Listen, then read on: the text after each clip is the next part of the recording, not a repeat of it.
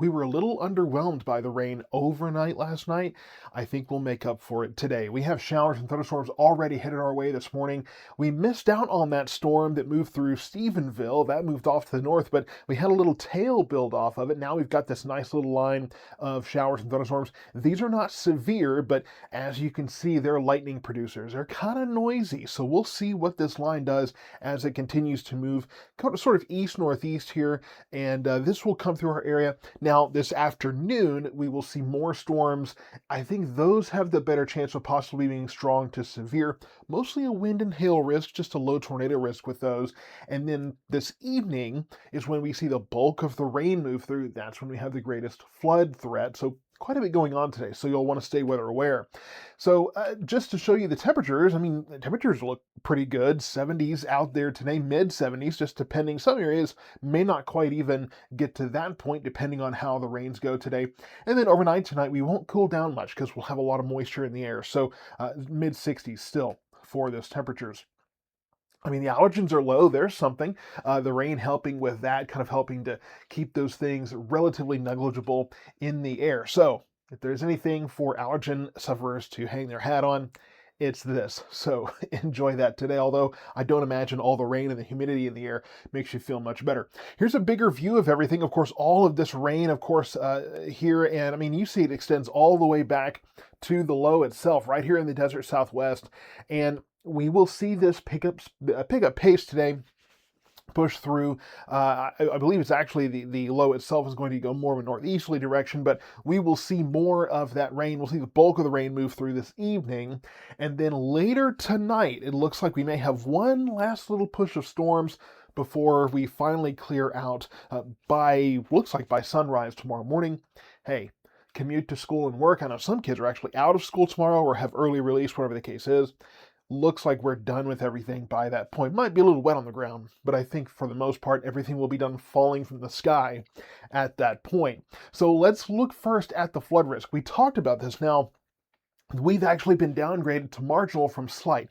I think this might be because we were relatively underwhelmed overnight. So the totals overall from yesterday and today may not quite be as high as anticipated, so I think that's why they removed us from that slight risk. Of course, you can see there's a moderate risk right down where they do not need it, there towards the Kerrville area. So unfortunately, some places that really do not need flooding will get it, but that didn't stop the National Weather Service, the Storm Protection Center, from extending that flood watch northeast. So that does include our area as well as the Metroplex over the course of the rest of today, tomorrow, running through 6 a.m. tomorrow. So let's look at the severe weather risk. Now, again, there is a possibility that some of these storms, especially in the afternoon hours, while we still have daytime heating, could be strong to severe. Large hail, damaging winds, I think, will be the main risks. There is a low tornado risk there, but I'm not really that concerned about tornadoes. It depends on how separated, how individual, how isolated, I guess, these storms are. If we can keep them closely clustered together, that generally it negates, or it doesn't negate, but it mitigates, I should say. Mitigate is the word I was looking for. I think my coffee's still trying to sort my brain out here from a long night, but it tried to mitigate that tornado threat by making it harder for any one updraft to dominate. So we do have that marginal severe risk, but it's not something I'm too terribly concerned about, but I'll be watching nonetheless. Let's time all of this out for you. This is looking about noon. Of course, we'll have that little line coming through in a few storms as well.